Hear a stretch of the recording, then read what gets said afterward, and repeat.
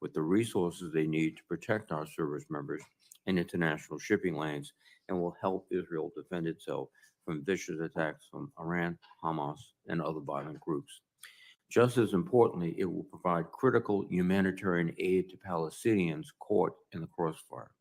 I would appreciate our witnesses' perspectives on these complex challenges. Thank you again to our witnesses. I look forward to your testimony. As a reminder for my colleagues, there will be a closed session immediately following this hearing in room SVC 217. Let me now turn to Ranking Member Wicker. Thank you very much, Mr. Chairman. Today's hearing is a chance for the committee to hear the intelligence community's assessment of the many threats that our country faces. I regularly hear from our nation's top uniformed and civilian personnel. Their testimony makes it clear to me that the United States faces a troubling threat environment and that the situation urgently requires American leadership. Armed conflict is raging in multiple theaters. Regional instability is on the rise. Violent Islamic terrorism is expanding. Several of our principal adversaries are deepening their cooperation, forming a new axis of evil and striving to reshape the geopolitical order. We have reached a pivotal moment in history. The decisions we make this year will have far-reaching implications for our national security. It is disturbing to me that the intelligence community seems unable to give our national security officials or the American public an answer about the size of the Chinese defense budget.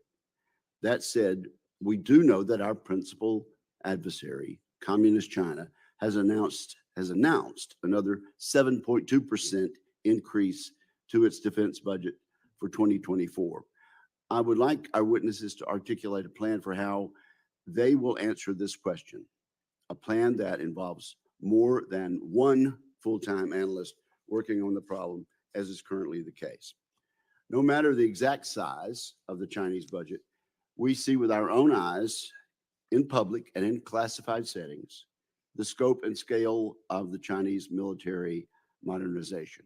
If we hope to maintain deterrence or win a fight, we will need the military and the intelligence community to work more closely together than they ever have. To that end, I would like to understand what specific policies the intelligence community has changed to enable a more effective targeting process for the military. Beijing is leading that increasingly integrated axis of countries bent on undermining United States interest. This new alignment of cooperation among China, Russia, Iran, and North Korea is a greater menace than we have faced in decades. I do not believe the American people have a sufficient understanding of the danger. Many of us do not know the ways in which these adversaries are working together to make Americans, our allies, and our partners less safe. I hope our witnesses can comment with specific examples about this new threat. The National Security Supplemental Congress passed supplemental that Congress passed last week is an important and historic step in the right direction, as the chairman just stated. It was necessary, but it is insufficient. We have much more work to do to restore our industrial base to a wartime footing, to strengthen our allies, and to get innovative technologies into the hands of our service members. We do all of this because we hope to prevent a war from ever coming to pass. So I thank our witnesses for their service to the country and for being with us today. Thank you. Thank you, Senator Wicker. Director Haines, please. Thank you very much, Chairman Reed, Ranking Member Wicker, members of the committee. Thank you for the opportunity to be here alongside my wonderful colleague, General Kruse, the Director of the Defense Intelligence Agency, to present the IC's annual threat assessment. Before I start, I want to thank publicly the people of the intelligence community, from the collector to the analyst and everybody in between. We are presenting the result of their labor at this hearing. They work tirelessly every day to support our military, to keep our country safe and prosperous, and we are proud to represent them. Today, the United States faces an increasingly complex and interconnected threat environment characterized by really three categories of challenges.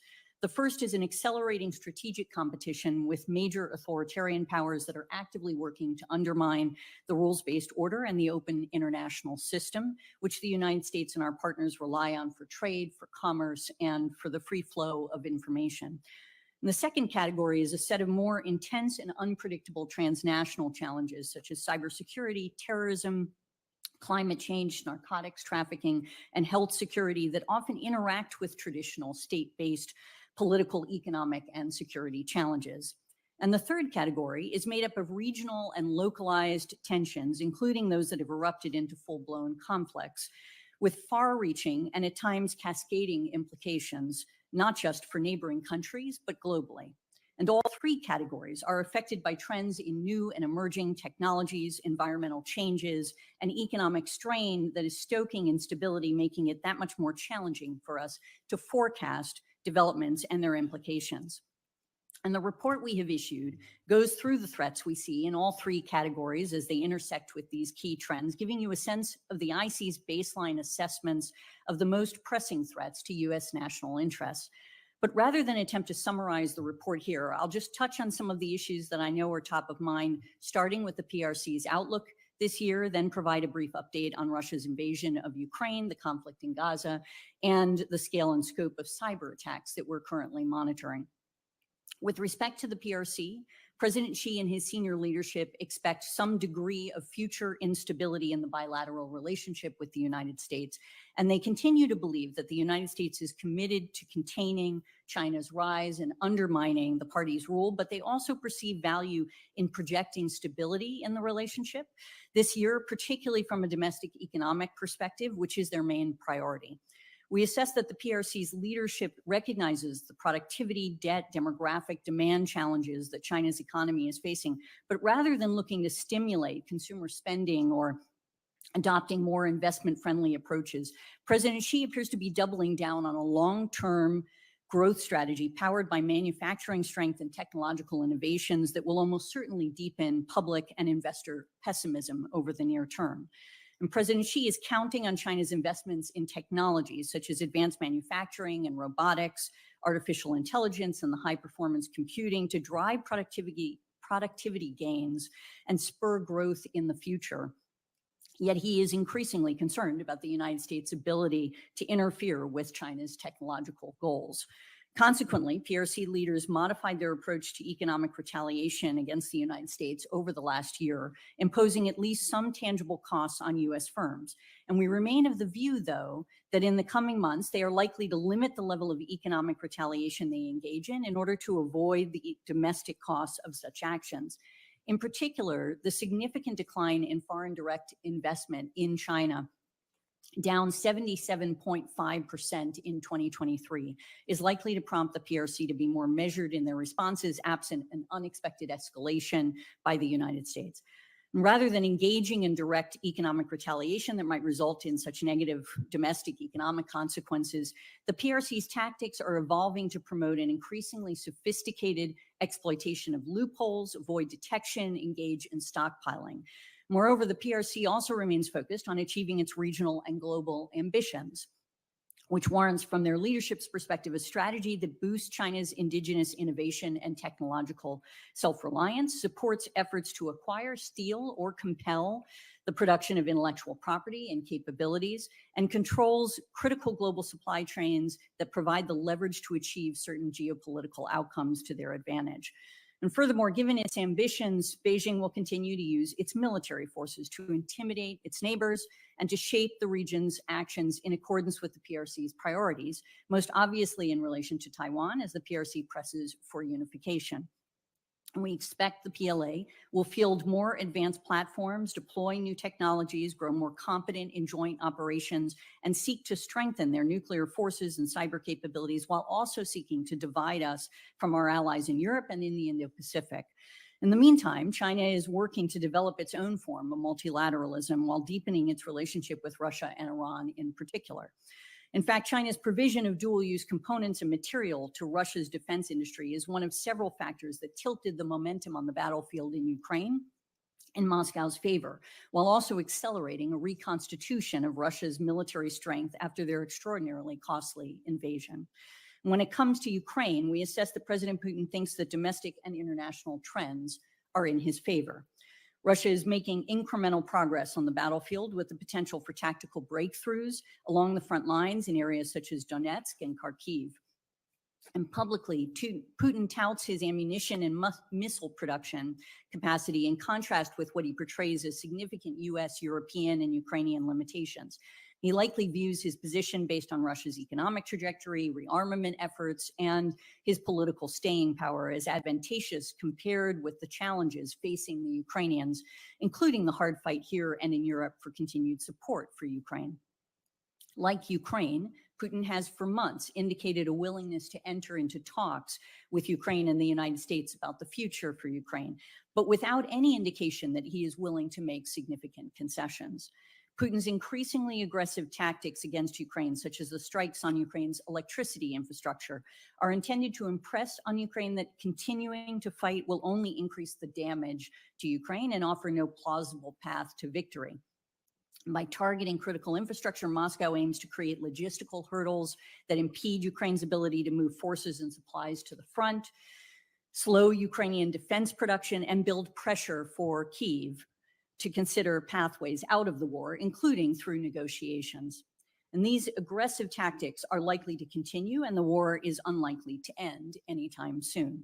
In fact, in a major change in fiscal policy, President Putin has increased defense spending to almost 7% of Russia's GDP, nearly double the historical average. The defense budget now accounts for roughly 25% of federal spending in Russia. And in many ways, this is prompted by the fact that Russia has paid an enormous price for the war in Ukraine. Not only has Russia spent hundreds of billions of dollars, suffered more military losses than in any time since World War II, with more than 300,000 casualties, but the war precipitated Finland's and Sweden's membership in NATO, which Putin believes requires an expansion of Russia's ground forces. And Putin continues to judge that Russia is under threat and almost certainly assumes that a larger, better equipped military will drive that point home to Western and domestic audiences. Putin's strategic goals also remain unchanged. He continues to see NATO enlargement and Western support to Ukraine as reinforcing his long-held belief that the United States and Europe seek to restrict Russian power. In turn, he has tried to capitalize on global events, such as the outbreak of the conflict between Israel and Hamas, to divide us from our allies. And the crisis in Gaza is another striking example of how a localized conflict can produce global impact. Nearly 7 months in, the Gaza conflict has roiled the Middle East, presenting new security paradigms and humanitarian challenges while pulling in a range of actors. Most prominently, there was the unprecedented level of attacks between Iran and Israel, with Iran and its proxies launching hundreds of weapons towards Israel in response to Israel's killing of Iranian officials in Damascus. And additionally, cross-border attacks along Israel's northern border with Lebanon continue at a pace and intensity that is controlled, but has the potential to escalate, even as we continue to assess that Hezbollah does not want the situation to develop into an all-out war with Israel and the United States. And as of last week, the Houthis resumed nearly daily maritime attacks after announcing last month that they intend to escalate strikes and expand their hostile actions to the Indian Ocean. Meanwhile, Iranian-aligned militia groups in the region continue to plan attacks against our forces, but have broadly paused conducting such attacks, though it is not clear how long that pause will last. Moreover, the crisis has galvanized violence by a range of actors around the world. Both al-Qaeda and ISIS, inspired by Hamas, have directed supporters to conduct attacks against Israel and U.S. interests, demonstrating yet again the degree to which so many threat streams have system effects. Finally, I'll just end by talking about the increasing challenge associated with one of our most pernicious transnational threats, cyber attacks. We have seen a massive increase in the number of ransomware attacks globally in the last year, which went up as much as 74% in 2023. U.S. entities were the most heavily targeted, with attacks against the healthcare sector roughly doubling what they had been the year before. Moreover, this year, cyber actors are attacking U.S. industrial control systems, which are typically used to automate industrial processes at record levels. Many critical infrastructure sectors, including water and wastewater, food and agriculture, defense, energy, and transportation, rely on such systems. And although the likelihood of any single attack having a widespread effect on interrupting critical services remains low, the increased number of attacks and the actors' willingness to access and manipulate these control systems increases the collective odds that at least one could have a more severe impact. And in virtually all of the attacks we've seen against US critical infrastructure, cyber actors took advantage of default or weak passwords, unpatched known vulnerabilities, and poorly secured network connections to launch relatively simple attacks. And for this reason, it is crucial that all of us, particularly critical infrastructure owners and operators, improve our cybersecurity practices to reduce our vulnerability to such efforts. State actors can, of course, use more sophisticated capabilities to more reliably cause greater disruptions by breaching better defended targets, resulting in, for example, multiple failures at once. State actors, however, also tend to recognize their own vulnerabilities and are unlikely to engage in attacks on critical infrastructure unless they are at war. Instead, these actors put a premium on preparing offensive capability basically during peacetime, in part by preemptively planting footholds in our infrastructure. And what is often the case, particularly in the context of ransomware attacks, is that we are dealing with unaffiliated cyber actors focused on obtaining money, power, or hacktivists who seek notoriety for specific causes.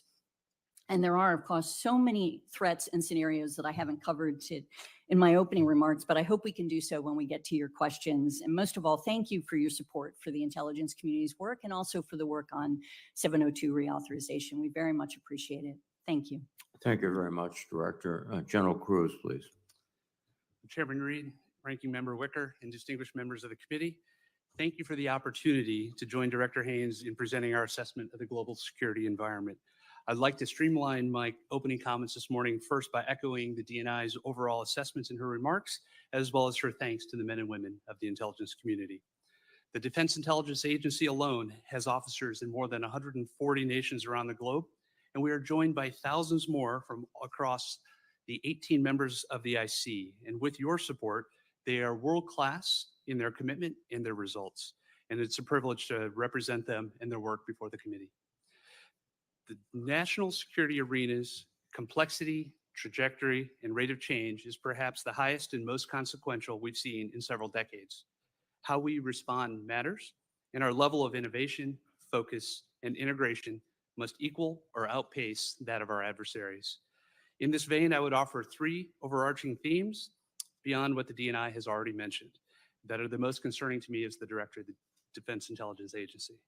First is that while individually threats are growing, whether specific countries or rapid growth in malign use of advanced technology, artificial intelligence, biotechnology, unmanned systems, or cyber, there are a growing number of adversaries who are interacting and partnering in ways and toward ends that we have not seen before. Historical friction points are no longer governing their relationships, and the new resulting partnerships are still nascent and untested, meaning how we predict and shape their trajectory is nascent and untested as well. Second, while much of our collection, our analysis, our modernization, and our engagements are laser focused on near and midterm issues and impacts in Ukraine, the Indo-Pacific, and the Middle East, the long-term trajectory in these regions and the impacts on the United States are equally troubling and perhaps even more far-reaching. For example, how events in Ukraine play out in the months ahead will be critical and will impact how Russia emerges postured and emboldened for potential future conflict with its neighbors, including NATO. Similarly, the Chinese Communist Party's national and military plans are not solely focused on Taiwan and the South China Sea in the 2020s, but also on securing an entirely new place for the People's Republic of China throughout the 2030s and the 2040s. These ambitions and their associated military, space, cyber, and nuclear expansion to entice or compel outcomes are at the expense of their neighbors, the region, the United States, and the open international system. And in the Middle East, as mentioned, how the current conflict between Hamas and Israel is resolved is likely to determine regional dynamics for decades. Consequently, how we view and adequately prepare for these longer-term outcomes is a near-term issue with near-term actions required. And then finally, the third issue is our unquestionable need to protect our networks, our data, and our people from the pervasive threat of cyber actors, foreign intelligence entities, and insider threats. This includes not only the sophisticated capabilities of state actors, such as Russia and China, but also rogue cyber actors loosely aligned to governments. In addition to what Director Haines has already stated on the growing threat to critical infrastructure in local governments, this threat directly endangers our defense industrial capabilities, our hard-won technological and military advantages, our allies and partners, and our future defense operations. We must partner, invest, and integrate in new ways to secure what we value and safeguard the assured resiliency of our networks, the data, and the people. Thank you for the opportunity to appear before the committee today. We are grateful for the committee's longstanding partnership and support, and I look forward to your questions. Thank you very much, General, for both the director and the general. The intelligence community, I believe, and correct me if I'm inaccurate, concluded that Iran was not aware prior to the attack by Hamas of the operation, but they seem to be exploiting it significantly, and by using their proxies throughout the region. And as you pointed out, Director Haines, our retaliation in September, 82 different strikes, has for the moment inhibited many of their proxies. Still, the Houthis are conducting operations. Can you give me an assessment of the Iranian strategy? Is it reactive or proactive? Are they trying to organize, a decisive victory, or are they simply reacting to what's going on, or trying to take advantage of what's going on? Thank you so much, Chairman. I think really it's a combination of all of those things, which is to say that even though we don't assess that they were aware of the particular attack at the moment that it occurred in the way that it did, they obviously have been supportive of Hamas in the past, have provided funding and training and other assistance of different types. And the reality is that in many ways they support efforts to counter Israel, as we've seen. They see Israel as their enemy, and they have long done so. And so as things have developed, I think they're taking advantage of every opportunity to ultimately try to undermine the state of Israel in many respects. So that is certainly part of what they're doing. It is also, I think, true that they're looking to take advantage of opportunities to enhance their influence in the region. That is something that, again, they have long worked on, whether it's through the Iranian-aligned militia groups that we're all aware of in the region, or through their relationship with the Houthis, or through their relationship with Hamas, and of course, one of their closest partners, Hezbollah. And so in supporting them and in also increasing their influence, there is a kind of a long-term strategy of trying to enhance that, including in countries like Iraq and so on. And so I think that's a fair, but General Kruse may have more to General add. Kruse? I think I would just echo a couple of things that the DNI mentioned. One is that they have had a long-term strategy over many decades, and they have been long-term suppliers and supporters of the groups already mentioned. Within that larger strategy, this conflict came into being, and they've used every opportunity to take advantage of the circumstances. I wouldn't call it necessarily reactive, but the ability to, within their larger construct, increase their influence and come out. At some point, this conflict will end. Iran has gone through various sets of calculus over time about escalation or not escalating, and I think they're navigating a path by which they think they can create more influence within the region for the longer term environment that we'll find at the end of the existing conflict. In looking at China, you mentioned, Director Haines, that, and both, I think, General Kruse, that they're trying to use their economic power throughout the world, supply chains. That seems to be a particular case with strategic minerals. Do you see us in a fight, quote unquote, over securing adequate strategic minerals? Because these are essential to batteries and other things that could be the source of power in the next generation.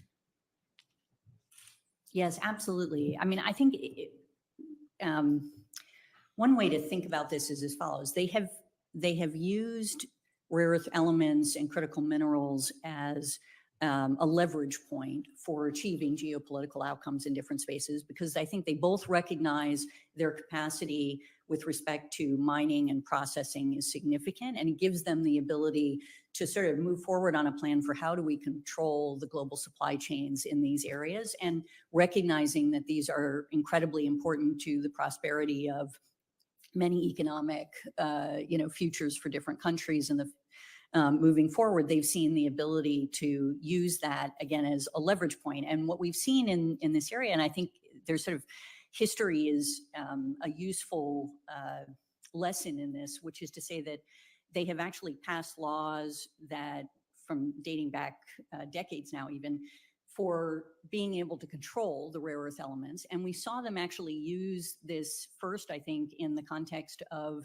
a dispute with Japan over the Shikoku Islands, where they ultimately used their leverage there by cutting off exports that were important to Japan's economy at the time as a way of pressuring them in the context of a land dispute and maritime dispute. So, I mean, I think that's an example of what we've seen. We've also seen them pass export controls of gallium and germanium more recently, and other things that are important. And again, using this as a leverage point. And I think, what we have been trying to do is try to help policymakers understand how they're approaching this, where they are getting close to having control over a critical supply chain, and then being able to highlight opportunities for trying to disrupt that so that we can maintain resilience in these areas. Thank you. No need for response unless I'm inaccurate, but one of the key advantages, they do a tremendous amount of refining. So these minerals could be, in fact, I think Australia has a huge cache of these minerals, but the refining is all done in China. And that's the choke point. Yeah, lithium is a good example of this. Thank Yeah. you. Senator Fisher, please. Thank you, Mr. Chairman, and thank you both for being here today. Director Haines, in the 24 annual threat assessment, it stated that if Beijing believed that a major conflict with the United States were imminent, it would consider aggressive cyber operations against U.S. critical infrastructure and military assets. Such a strike would be designed to deter U.S. military action by impeding U.S. decision-making, inducing societal panic, and interfering with the deployment of U.S. forces.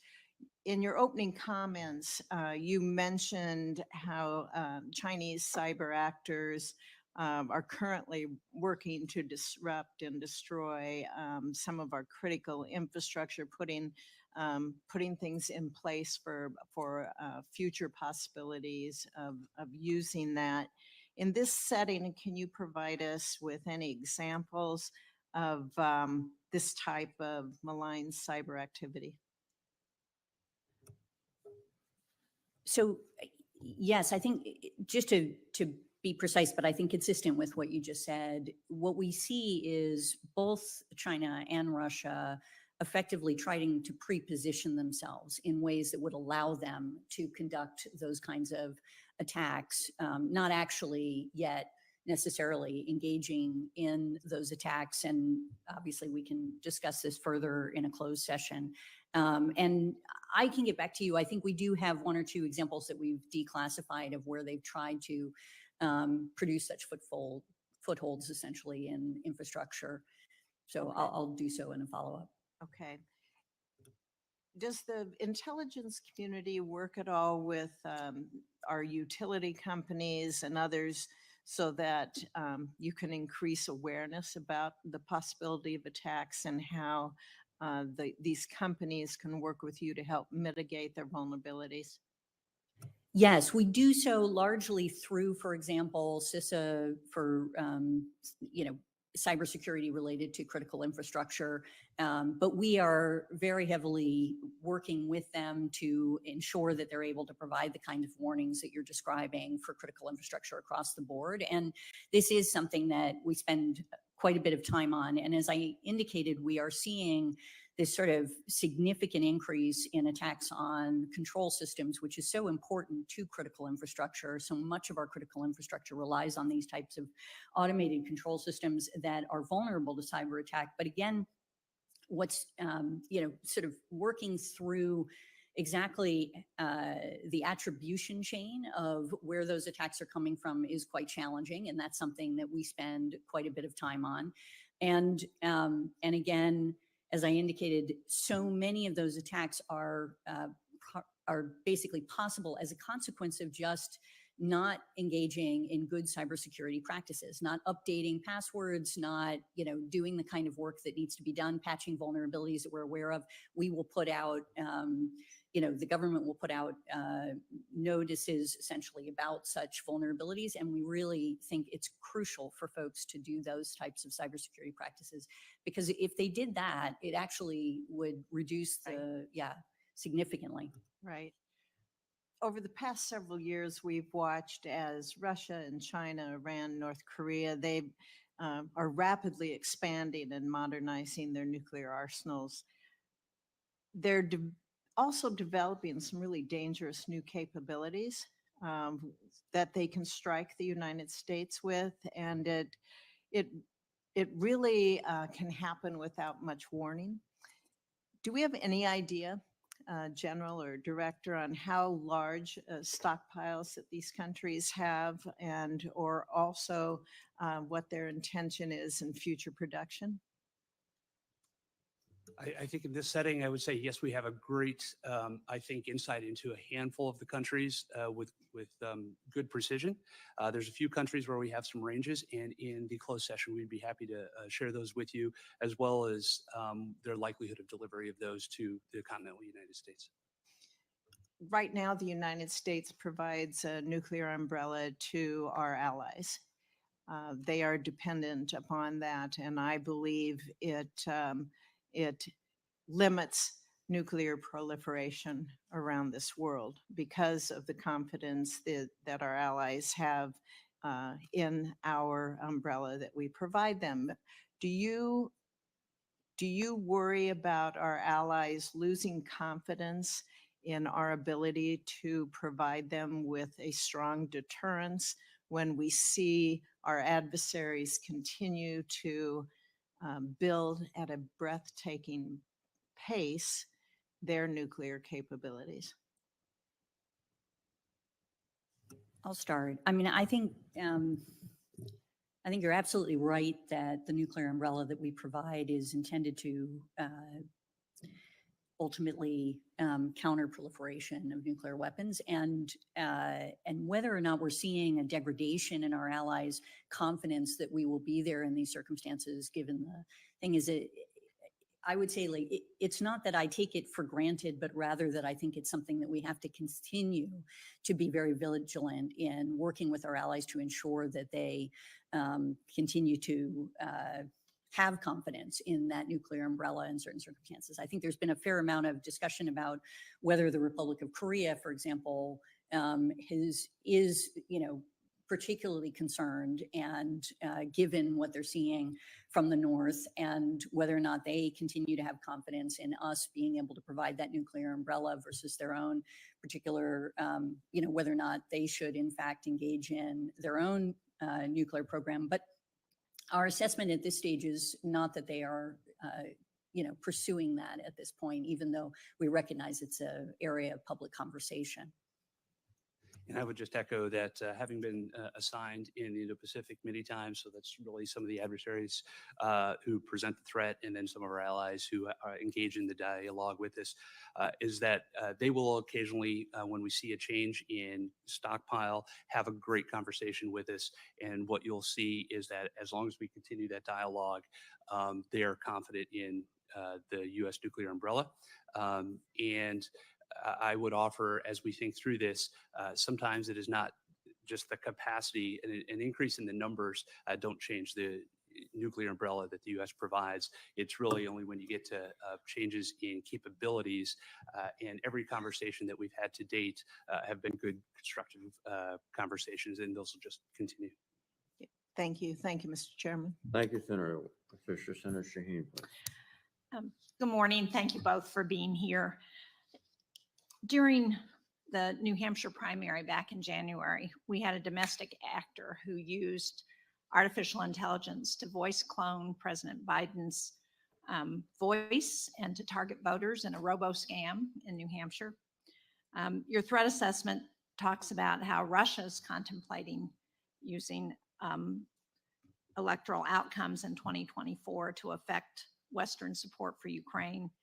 Both Russia and China are using AI to improve their capabilities to reach into Western audiences. You both mentioned that in your opening statements, the potential impact. And I have a couple of questions. First of all, are you able to share information with state and local officials when you see those kinds of AI or cyber generated influence into what's happening in states? Director Haines. Yes, thank you. So yes, working with CISA, what we've been doing is in fact been trying to expand our capacity to do so, but we do have direct communication with them on basically deep fakes and other types of manipulated media. And are our adversaries using AI platforms in the United States to conduct disinformation and spread propaganda? Yes, absolutely. Russia in particular has, engaged in the use of artificial intelligence, generative AI in the context of their information operations. This is something that we've seen pretty consistently, and they're not the only ones. And to what extent are we seeing those kinds of efforts attempting to manipulate the unrest that we're seeing on college campuses? So I don't have any information that suggests that they're doing that at this stage, but that doesn't mean that it won't Really? develop. Because Rutgers had a report that looked at the back end of TikTok, which has now been closed off, that says that, in fact, the Chinese are manipulating through disinformation to populations who use TikTok to manipulate the situation in Gaza and spread misinformation. You're not seeing any of that, even though that's been publicly reported? Yes, that we're seeing with respect to the Gaza conflict. Apologies. I thought you talked about using that to instigate protests in the United States, and that's what we're not seeing. Does that make sense? You don't consider the protests on campus protests in the United States? I do. I'm sorry. We are seeing misinformation, disinformation that is being, and even true information that's being exacerbated with respect to the Gaza conflict. It's not directed at protesters so far as I am aware at this stage. Does that make sense? In other words, No, not looking to direct protests. I'm not being clear because Okay. there have also been public reports that particular Chinese sympathizers are funding some of these protests to exploit the situation in Gaza. I mean, that's been reported publicly for several months. And in fact, even the committee in the House that's looking at China, Mike Gallagher has talked about this. So are we seeing that? I am not seeing information that indicates that the Chinese government is directing that. So that's the piece. Okay, that I'm sorry. I don't see. But we do see Chinese sympathizers who are doing this. That is part of FBI pieces as they're looking at what's happening within the United States, and I defer to them, and we can certainly get back to you on that question. I can follow up in the closed session. Okay. But I also wanted to raise the concerns about renewed reporting that has, again, as the result of work done by CBS 60 Minutes that suggests that our adversaries could be behind the anomalous health incidents that have affected so many of our diplomats and service members abroad. Are you rethinking how the intel community is looking at what's happened with those anomalous health incidents and thinking that maybe we should do a little more investigating about who's behind those? Thank you, Senator. So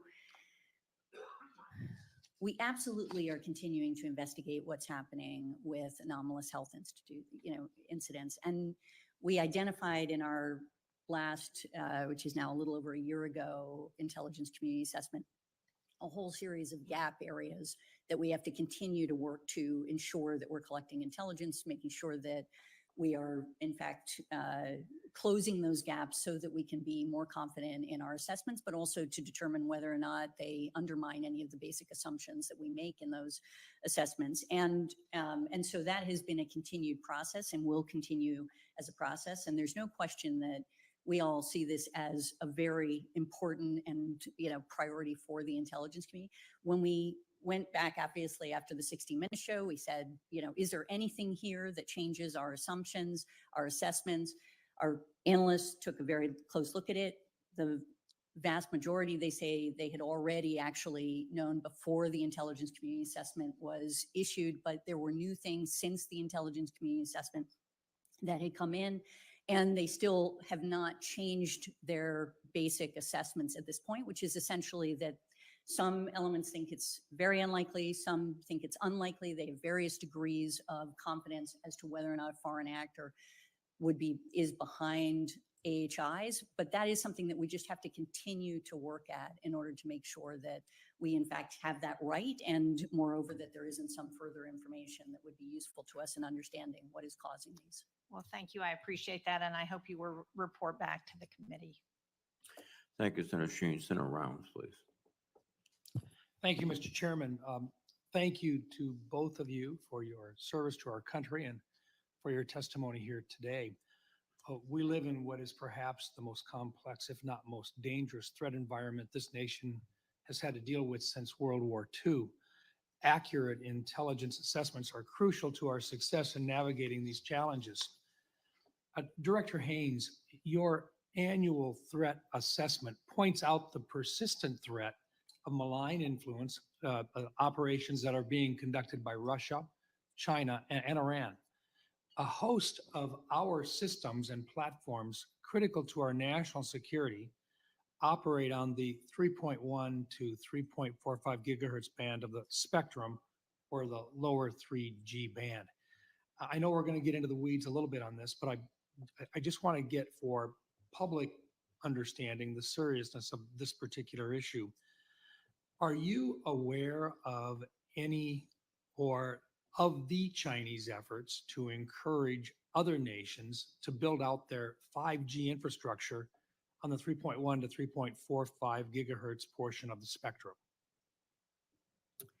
Let me come back to you on that question, sir. Okay. Let me ask it this way. Are you aware of any Chinese campaigns to encourage U.S. companies to push the Department of Defense to auction off their share of the lower three band of the spectrum? I should come back to you just to be confident that I have it right, sir. Okay. I'll skip the rest of the questioning along that line till later, okay? All right. Director Haines, based on the increasingly robust cooperation between China and Russia, is it fair to assume that if either one of them engaged in hostilities with the United States and our allies, that it would increase the likelihood that the other would also initiate some form of hostilities as well? Yeah, we see China and Russia, even for the first time, exercising together in relation to Taiwan and recognizing that this is a place where China definitely wants Russia to be working with them, and we see no reason why they wouldn't. General Kruse, in your professional military opinion, is the department taking into consideration this increased cooperation between Russia and China when it comes to identifying joint force requirements? I think the department is concerned, has been for a while, and then what we've seen over the last 2 years has caused the department to relook at its analysis and become even more concerned about what are our joint force requirements in an environment where, as discussed, we would anticipate even if Russia and China and a military force are not interoperable, they would certainly be cooperative, and we would need to take that into account in force structure and planning. I'll just address this to both of you then. Have any of our plans been updated to reflect this no limits partnership between Russia and China? I think what I'd say is from a departmental perspective, our planning process is a multi-year process, starting with what the threat looks like, and then how do we step through a fairly intensive vetting of what kind of operations we might want to conduct. And we have, for the plans that you're probably most interested in, we are in the middle of that revision today. Director Haynes? Yeah, and I would say, I mean, we produced quite a bit of analytic material, I think a lot of which you have read, that indicates this increasing cooperation in the No Limits Partnership, as you say, but just across really every sector of society, political, economic, military, technological, and so on. And so that is something that our understanding is prompting new planning across the government in many respects. Bottom line is that basically if we were to have a conflict with one, the chances are we would have a second front. And that the planning that we have to do includes confrontation on not just one front now, but the capabilities, the planning, the equipment, manpower that would be necessary for two different fronts simultaneously. Am I correct? Yeah, I think certainly it's a possibility. The question of just how likely it is, I think, differs depending on the scenario, which I'm sure is obvious to you, but yeah. A greater possibility now than what it was 2 or 3 years ago, though. I think from the Department of Defense perspective, that would certainly be the case. And it just has to be taken into account whether or not we actually believe there would be two full upfronts. That is analysis and assessments that will mature over time. But certainly we have to take that into account into the planning as you have suggested. Thank you. Thank you, Mr. Chairman. Thank you, Senator Rounds. Senator King, please. Thank you, Mr. Chair. First, I want to thank you, Director Haynes, for starting with an emphasis on cyber. The truth is, we're in an invisible war on many fronts on cyber already. As you outlined, everything from ransomware to attacks on SCADA systems to insertion of what I call sleeper cells in our critical infrastructure. You also emphasize rightly the fact that it's got to start at the desktop, and personal cyber hygiene is critically important. However, particularly on these state-sponsored potential attacks, well, I would say they've already occurred on our critical infrastructure. We're not going to be able to patch our way out of that. And you sort of slid by this in your opening comments, but they have to be these state adversaries have to be deterred, do they not? They've got to understand that we hold their systems at risk, and that's got to be part of our strategy. It can't just be patching and cyber hygiene. Do you agree? I do. I think that the deterrence doesn't necessarily have to be about holding their systems at risk from a cyber perspective alone. It's part of an integrated strategy. That's right, but they have to but feel yes. that they have something at risk and that there will be costs imposed if they move in this direction. Otherwise, it's a low cost kind of warfare that to which we're very vulnerable. Yeah. And do you see? I think you also touched on this. Do you see heightened Russian activity with regard to the upcoming elections? Yes, I mean, we are consistently, obviously the last several intelligence community assessments that we've done on election threats have identified Russia as really the main factor in this space. And we continue to see them focused on this, and increasingly so. Well, one of the things that worries me in 2016 and 18, we saw them penetrating something like 40 states' electoral systems in terms of databases of voters and that kind of thing. They never did anything with it, but my contention has been they weren't doing that for fun. There's a great potential for disrupting our election simply by erasing a voter database in Miami, or having the lights go out in Atlanta. Assess that risk, please. Yeah, I mean, I think there's no question that they're increasing their capacity and that they are developing and using new technologies that are available better at doing what they've done before, and ultimately pursuing the potential for such altering. As you say, though, they haven't done it. And what I'd also say is that, I agree with General Nakasone before he left, indicated that he thought we were never better prepared to actually defend our election security infrastructure. And I think, honestly, the intelligence community, and in particular NSA and others, have really done tremendous work in this area. And Cybercom has consistently engaged in both defensive and offensive work in this area to try to protect. General Nakasone coined the term defend forward, which we all know what that meant. Yeah, But CISA is also working with the states. Absolutely. And there's been a relationship of trust that I think is important. yeah. One other area, and you haven't touched on this, and that's part of my problem. I'm afraid in all the pivot toward great power competition, we're losing focus on terrorism. The terrorism threat hasn't gone away. And in terms of great power competition, deterrence is an important factor. But when you're talking about terrorism, deterrence isn't really a factor. They don't have a capital city that is at risk. They don't care about dying. So intelligence is our first line of defense. Reassure me that the intelligence community isn't losing focus on terrorism because we're just, 3 or 4 guys with a malintent can do an awful lot of damage in our country. Yeah, I absolutely agree with you. This is a critical issue. It's a growing issue in many respects. And it is one that we are absolutely focused on, and we can talk further in obviously closed session about some of the things we're doing in Well, that area. I just hope that we don't lose that focus because again, we tend to shift. We had 9/11 and terrorism was everything for 15 or 20 years. Now it's all about China and Russia. And I just don't want to lose that focus. Final question. I recently finished a book about the KGB. The KGB is essentially paranoid organization. They believe that the West is out to get them. And Putin came out of the KGB. How do we convince Putin that NATO is not an aggressive entity? We don't want to invade Russia. Nobody wants to invade Russia. We just want to protect the borders of Europe as they have existed since World War II. Do you agree with me that Putin really believes that NATO is winding up to somehow invade or otherwise violate the sovereignty of Russia?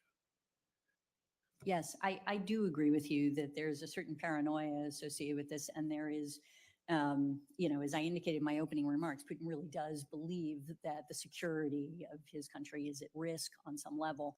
It is, I think, a question, actually, I wish Director Burns were here for, how could you convince him psychologically that in fact NATO is not? Because, in so many respects, the actions that NATO has taken has actually been intended to reassure, and at the same time, it has not landed. And in many ways, what Putin has done has precipitated so many events that he was seeking to avoid. I mean, he obviously did not want to see NATO enlarge, and yet his invasion of Ukraine precipitated, Finland and Sweden joining, something that never would have happened, frankly, or we certainly would not have assessed that as being likely on the timeline that it occurred before the invasion. He's actually made it much harder to convince him of that because, there were a number of efforts in NATO to actually talk to Russia. He's and to provoked work the it. very things he was worried about. Yeah, I'm exactly. sorry, my time is up. Thank please. you very much. Apologies. Thank you, Mr. Chairman. Thank you, Senator King. Senator Ernst, please. Yes, thank you, Mr. Chair, and thank you both for testifying in front of us today. Director Haines, of course, we're here to talk about global threats. We've heard about China, Russia, and so forth. But earlier this week, the press reported an effort that would bring one of our global threats here to our homeland. A recent poll found that 71% of Gazans viewed Hamas's brutal attack on Israel, including the rape of innocent women, their murder of children, and their murder of and capture of Americans as, quote, the correct decision. Do you believe that welcoming a significant number of Gazans who likely are harboring these views into the United States, do you believe that that would threaten the safety of Americans? I mean, I obviously think it is outrageous to think that that Hamas's attack on Israel was anything other than a terrorist attack that was utterly brutal and depraved. And I don't have enough information to understand, is when we analyze threats and where the threats come from and how they develop, that is something we do with great care and deliberation. And if you pointed us to, here's the, individuals that we're concerned about, then we obviously would do an assessment for you. So just broadly though, 71% in this poll of those in Gaza support what Hamas did. And yet our president is considering an action to bring Gazan refugees to our homeland. So I know you've spent your career working in the intelligence field, but given this poll, which I would assume is factual, uh, can you tell me for certain that this proposed action by the President of the United States won't put our citizens at risk here in the United States? I'm unfamiliar with the poll, but I can tell you that the process for bringing individuals into the United States includes a very significant vetting process. That would be the kind of process I would expect would occur. And so therefore, that would mitigate against any concern or risk that we would have. Okay. I know that we have tried to do vetting on Afghans and other refugees as they come in. Many times that has not been successful. I'm adamantly opposed to what the president is attempting to do. So you're serving by law as the head of the intelligence community.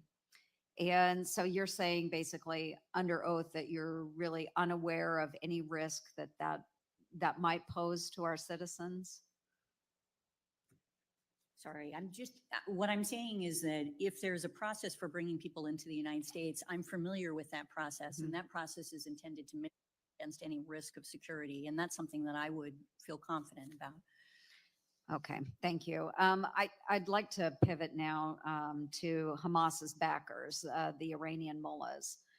Iran is currently enjoying a golden era of oil profits. We've seen over $80 billion in oil revenues, enabling Iran to give pay raises and recruitment bonuses to its proxies. And you discussed some of those proxies earlier.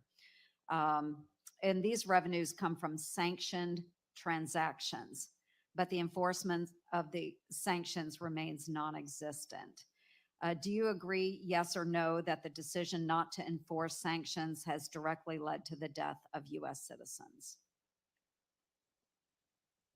I couldn't make a sweeping statement like that, I'm afraid. I think it's no question that Iran continues to benefit from oil sales and that they look for ways to get around sanctions. And that's something we've seen them engage in, and that they are also, as you say, funding and assisting various groups in the region.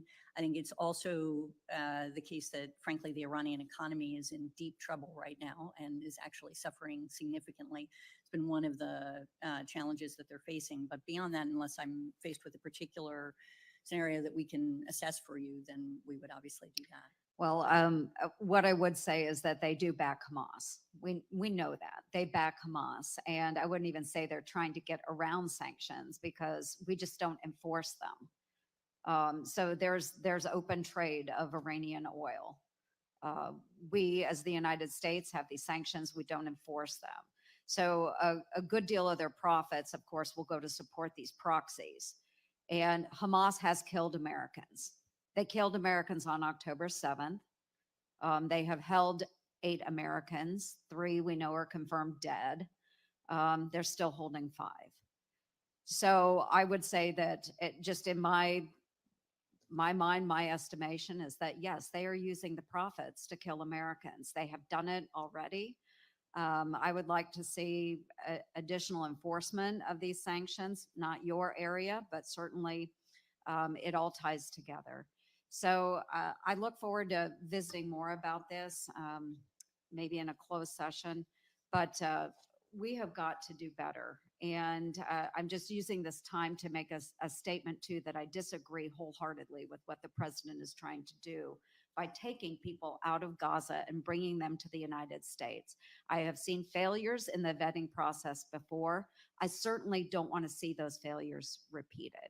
So I appreciate your time today. Thank you. Thanks, Senator Ernst. Senator Hirono, please. Thank you, Mr. Chairman.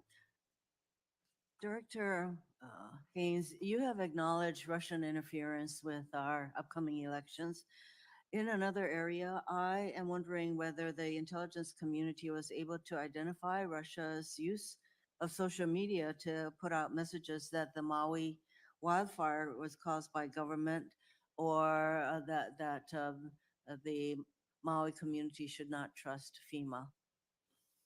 was the Intel community able to identify Russian use of social media in this regard? And this is an important question because I can, of course, as we experience so many more of these kinds of massive um, climate disasters or natural disasters, we can expect that Russia will use social media or some other ways to create instability and questions. Yeah, thank you very much for the question, ma'am. And I don't remember, so we will get you an answer to that. Yeah. I know that, for example, Microsoft, for example, was able to discern that Russia was doing this with regard to the Maui wildfire. So I really would like you to address this for me. Now that we know that there's a huge need for people to be able to work in the Intel arena, in the Intel environment. And so both of you, we know that there's a huge need for that. And for General Kruse, the Pacific Intelligence and Innovation Initiative is working to create a local skilled workforce to meet DoD's demand for cyber and intel professionals in Hawaii. There's a huge need in Hawaii for people with this kinds of background. How is this working, and how are you also resorting to AI and other means of making your intel collection more efficient and effective? Because there's a huge need for people with this kind of background, but we don't have those people yet. So can you respond to those two questions? Certainly. As mentioned, I've done several assignments to include 2016 to 2019 as the Director of Intelligence at U.S. Indo-PACOM and Camp Smith, and personally participated in several recruiting events with local universities and in partnership with the National Security Agency and DIA, lots of recruiting, even down into the high school level, to build some local recruiting and local workforce. And then in partnership with the intelligence community, working to develop centers of academic excellence and a recruiting pool as well. So it is absolutely critical. I do not believe we'll be able to fully man the intelligence requirements on island without doing local recruiting and being able to develop the workforce. And the local partners have just been absolutely tremendous. So to your answer there, it's critical to do. We are investing in additional STEM and cyber pay where those kind of skill sets are required. But to your point, we have skill sets that we need all across the board. On the artificial intelligence question about how do we become more efficient, I think what you'll find across the intelligence community is that we are applying AI, and in closed session, we can also talk about counter AI, but how can we be the most effective and the most efficient? I'd be happy to walk you through a couple of very specific examples that the Defense Intelligence Agency is currently doing. And then right now we're looking at how do we partner with NGA, NRO, NSA, and DIA to bring almost a system of systems to be able to queue and be much more effective and much more efficient in how do we collect and how do we assess what we're collecting.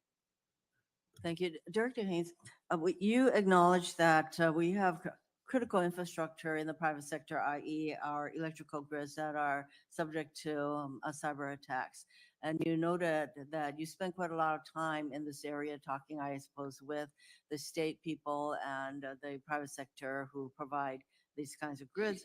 But you noted that good cybersecurity practices, such as something as relatively simple as updating the passwords, would be very helpful. Do you know if this is happening, and do you partner with, for example, the Public Utilities Commission in the state of Hawaii and other agencies that actually regulate what these entities do, our electrical, other power entities? But I just want to know something as simple as updating passwords. Do you know if this is happening? Yeah, so we are not working directly with sort of the utility companies across the United States. It's really DHS in the form of CISA and the Department of Energy and others that are doing that. And we support their work by trying to make sure that they have the intelligence they need to provide warning, but also then to better understand what the questions are that are coming from utilities in this space. And my understanding is that they are working very hard with them to improve their cybersecurity practices, patch vulnerabilities, deal with these issues. But it is just more an observation from our perspective that as we're looking at the attacks that are occurring, particularly against industrial control systems in the country, that the vast majority of them would have been actually prevented if it weren't for those kinds of cybersecurity practices not being what they need to be, and instead using default passwords, weak passwords, not patching the vulnerabilities that are publicly available, and so on. So is it Department of Homeland Security and basically the Energy Department who would be the people that I should ask? And yeah, CISA within the Department of Homeland Security, and we can give you, we can work with your staff to make sure you have, exactly who is talking to who, that sort of thing, and if that's helpful for Hawaii. Thank you. Thank you, Mr. Chairman. Thank you, Senator Hirono. I will recognize Senator Scott, but I will depart shortly for the Appropriations Committee, and Senator Kane has agreed to chair the proceeding in my absence. I shall return. Someone once said that. Senator Scott. Thank you, Chair. Director Haines and General Kruse, thanks for being here. We've discovered that the DoD purchases equipment from Communist China like printers, computers, TV cameras. Also, they purchase drugs made in Communist China, which shocks me. I don't think it's a secret that Communist China wants to just destroy our way of life. I think we ought to stop everything. We should never buy anything. None of us should ever buy anything from Communist China. I don't think they ought to get a penny of our money because all they do is build up their military to eventually try to defeat us. A couple of weeks ago, the Secretary of Defense testified that he doesn't think we should purchase anything from China. Do you each agree with the Secretary? I would echo the Secretary's comment. Certainly make it a practice to agree with the Secretary of Defense. So Israel was attacked on October 7th. I went back over to visit a kibbutz I was at, saw what the devastation. The Secretary of Defense also testified that there was no evidence that Israel was committing genocide in Gaza or committing war crimes in Gaza. Do each of you agree with that? I certainly have no evidence that that's the case, but the fact is, in the intelligence community, we don't make that kind of determination. That's a legal determination made by others in the U.S. government. And I would echo that answer. Okay. So you have no intelligence that Israel is committing genocide or war crimes. So you don't have any evidence that they are. As I said, sir, we just don't make that determination. What we do is we identify the intelligence as we see it, and we give it to others who would make that kind of determination. Okay. So we've watched what's happened on a lot of our college campuses like Columbia, UCLA, even here in DC at George Washington University. Do you have any intel of outside countries or groups funding some of these violent protests that are going on around the country? Thanks, sir. We've yet to see intelligence that Hamas, which is generally how the question is framed to us, is actually influencing the Gaza-related protests occurring in the United States or directing it in any way. That doesn't mean that over time we will not gather intelligence that indicates that certainly, for example, I would expect other countries to take advantage of the opportunity and use it as part of influence operations, but we'll continue to monitor that. General Kruse. The same thing. I don't believe we've seen exactly what you're asking, but I would anticipate the environment would be an opportunity that others would take advantage of. Okay. How about Qatar? Have you seen any evidence that they're supporting these protests? No, sir.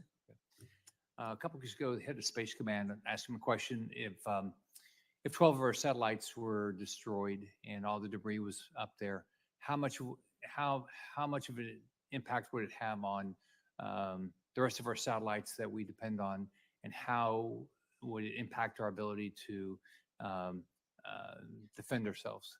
So have you done any intelligence briefings that you believe this is a risk, not a risk? So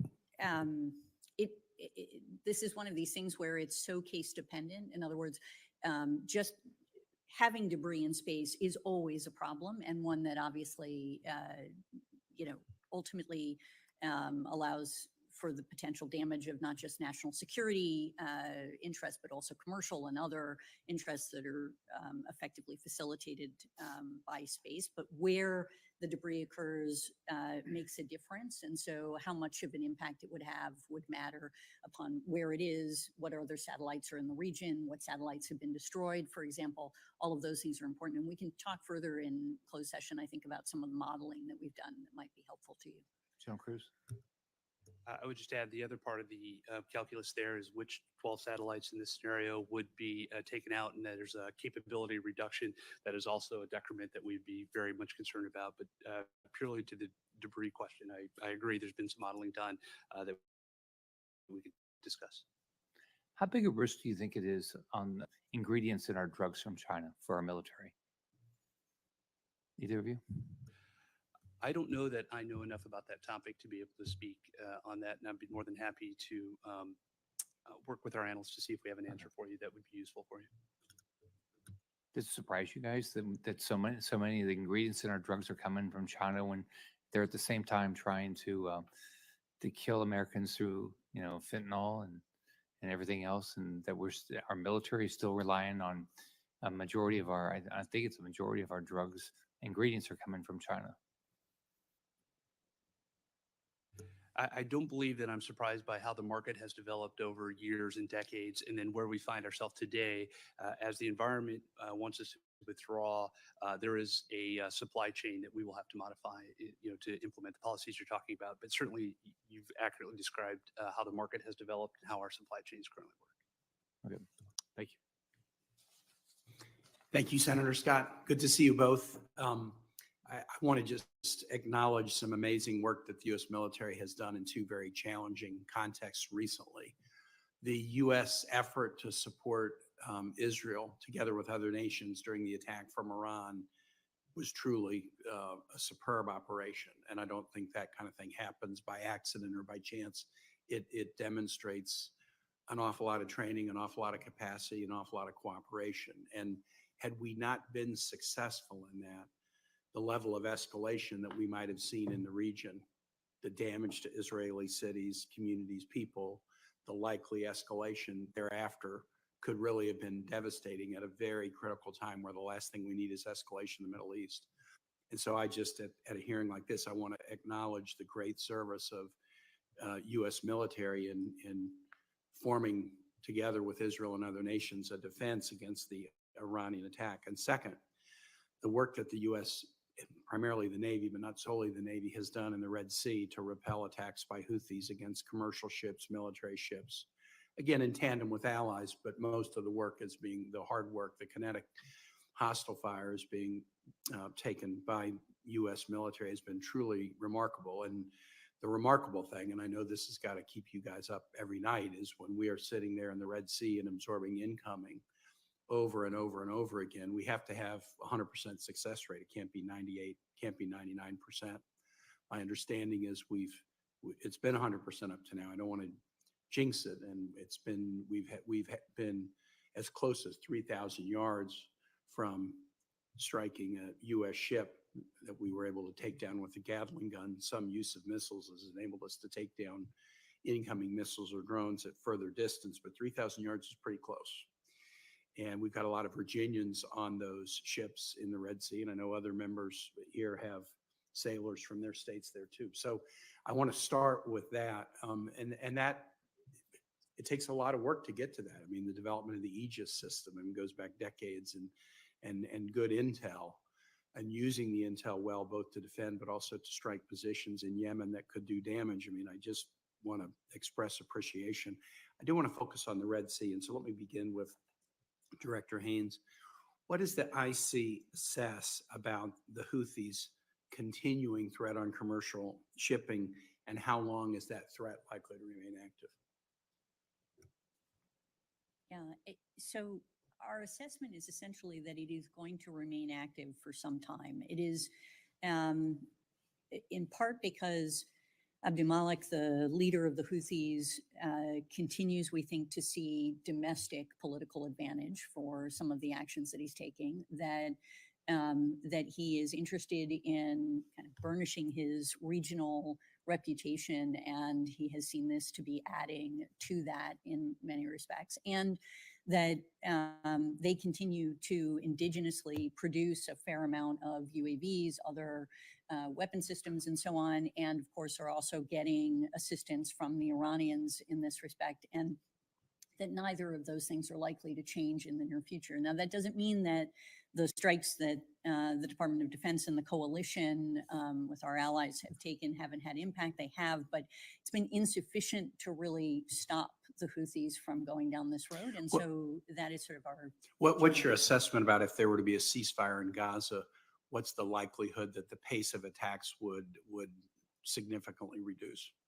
Yeah, it is honestly unknown at this stage. They have indicated that at different times that they would comply with the ceasefire. So I think there's a fair possibility that that is what. And wasn't there some abatement of the pace of attacks into the Red Sea during the Prior. the ceasefire? That's exactly Yep. right. They did in the prior one. But it's just one of the things that's been challenging is that their rationale for their attacks has shifted over Right. time a bit, and it's gotten more complicated at times. He's indicated that they wouldn't stop unless and until humanitarian assistance had been delivered to a certain degree, things like that. And so it seems like there are additional requirements that he's added, but it doesn't mean that he wouldn't pause during the And even if the ceasefire, might under past rationale lead them to stop to the extent that they feel like this is burnishing their reputation for being kind of a bad actor, they might continue even in a ceasefire condition.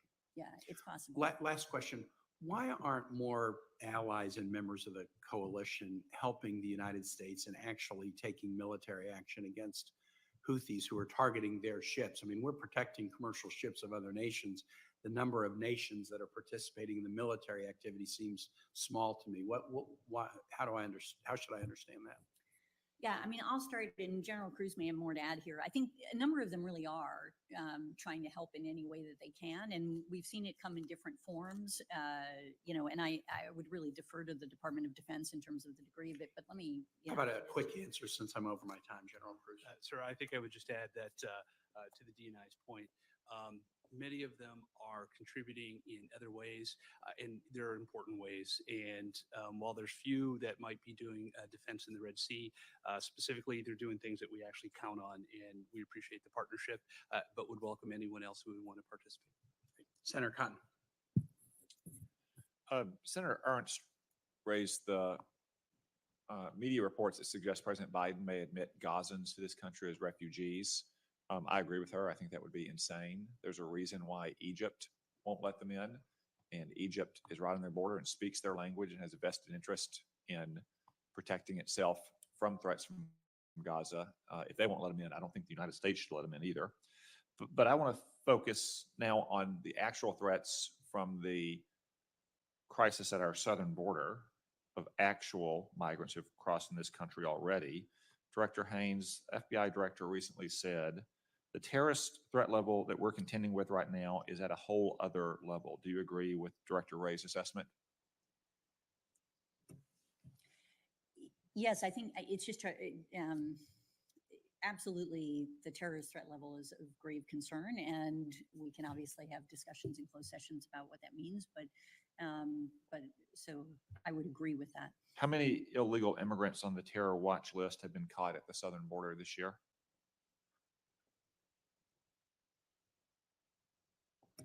I believe, I don't remember the number exactly, and we can get you that. Many of them, as I recall it, are ones that came out of Colombia. We should give you. I think further the answer is details on that. 75. Do you think we pitched a perfect game at the border and caught every single migrant on the terror watch list trying to cross into our country?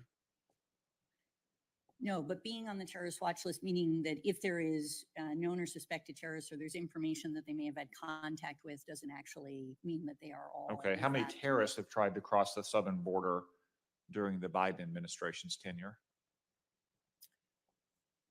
Sir, I don't know that I can give you a I think precise the answer number is on that. 357. Again, do you think we pitched a perfect game for the last 3.5 years and got 357 out of 357? No, I don't think so. How many terrorists tried to cross the southern border during the 4 years of the Trump administration? I don't know, sir. I think the answer is 11. The Biden administration has also granted entry to more than 7,300 illegal aliens who are known as special interest aliens, which means they come from notorious terrorist breeding grounds like Uzbekistan, Syria, and Iran, and pose a potential national security risk.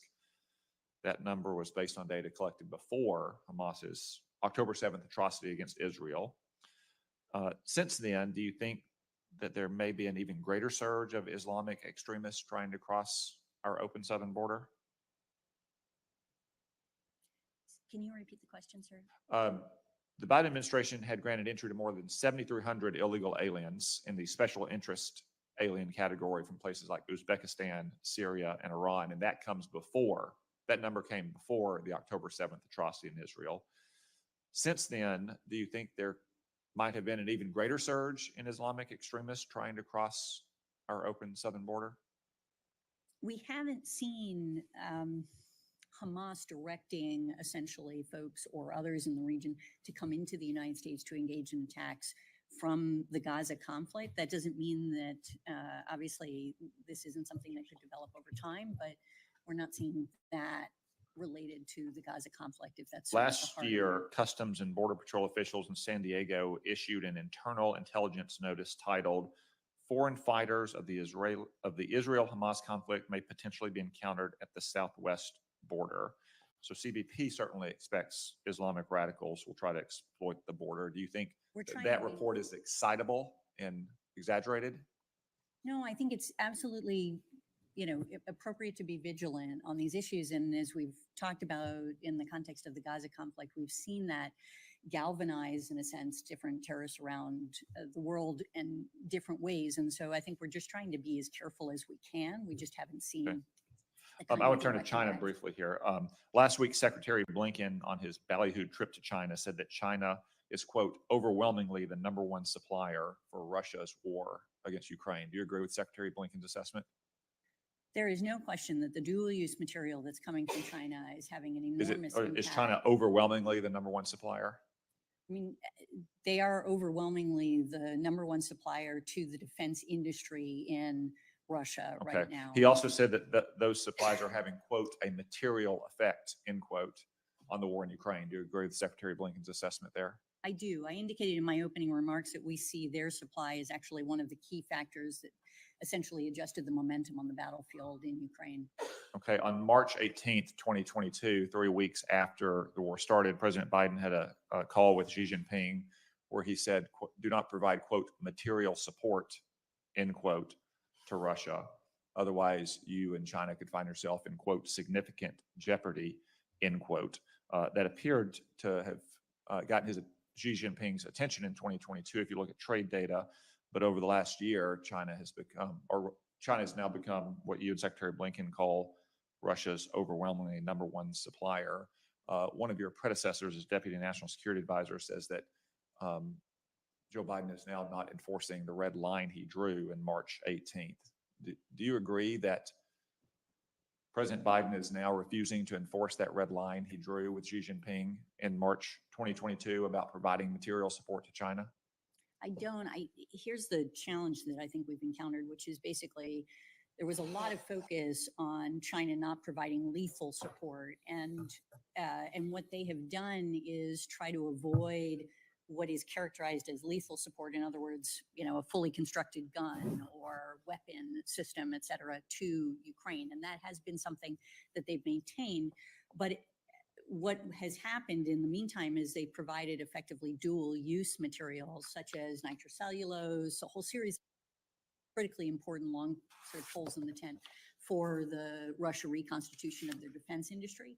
And that's been the space that policymakers I know have been working, including with Congress, to try to prevent from going to Russia. And there's been mixed success in pushing Well, back against that. my but time is ultimately- up. I would dispute the characterization that China is only providing dual-use material, but I don't think there would be any question that President Biden drew a red line in March of 2022, and he has not been enforcing it against China since. Thank you, Senator Cotton. Senator Gilbert, please. Director Haines, earlier this week, the administration published an updated National Security Memorandum on Critical Infrastructure Security and Resilience. How is the IC ensuring effective intelligence sharing and information exchange regarding threats to critical infrastructure including threats to food and agriculture sector?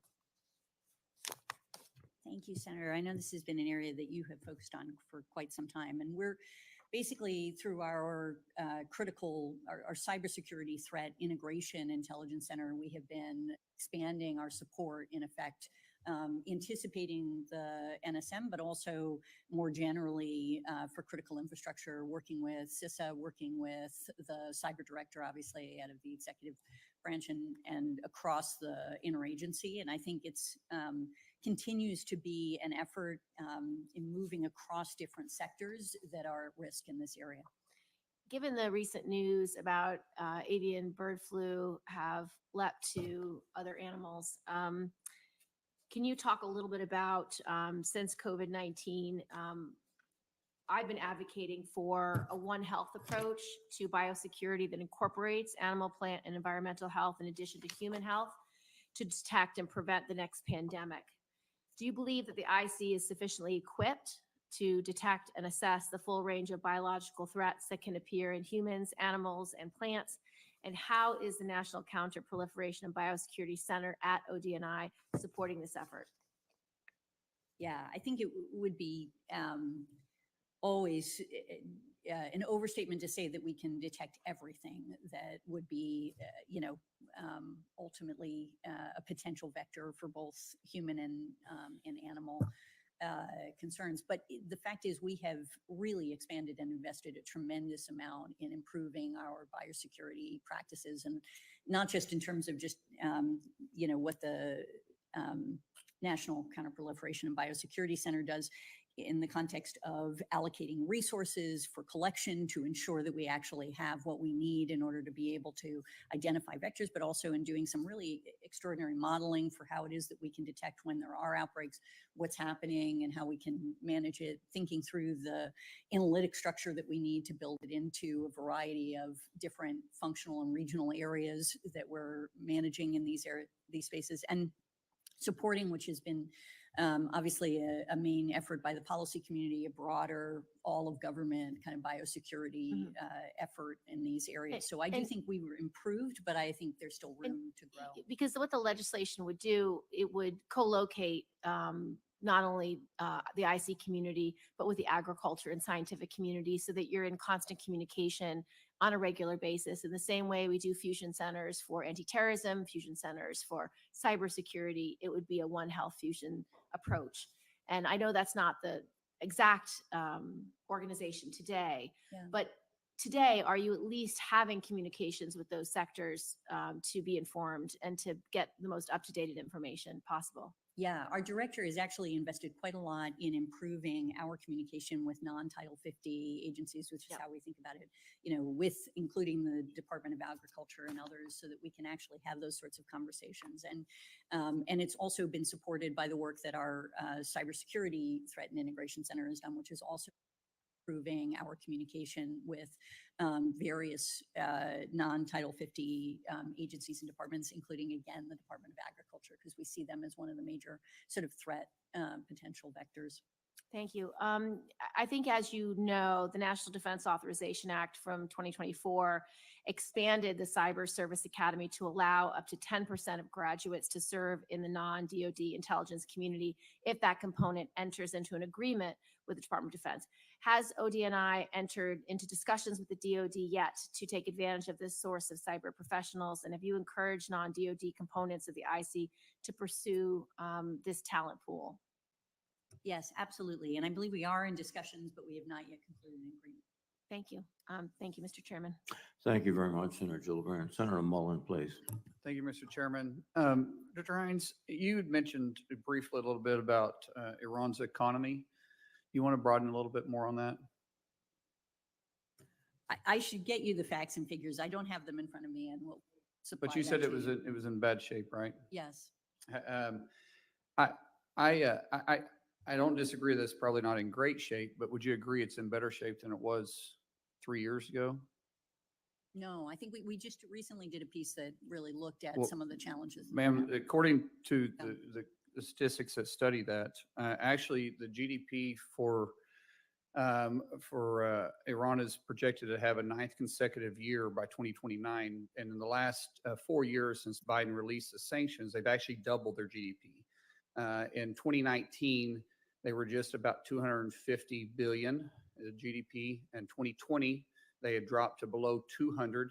And today, they're over 500, and they're projected to continue to grow until 2029 underneath the current statistics. Now, this is stuff that's open source that you can get, and I can actually read it to you. The gross domestic product for GDP is currently priced in Iran, was forecasted to continue to increase between 24 and 29, which has already had 4 consecutive years of increase, over $101 billion US dollars at a 24.15% increase over the next 4 years.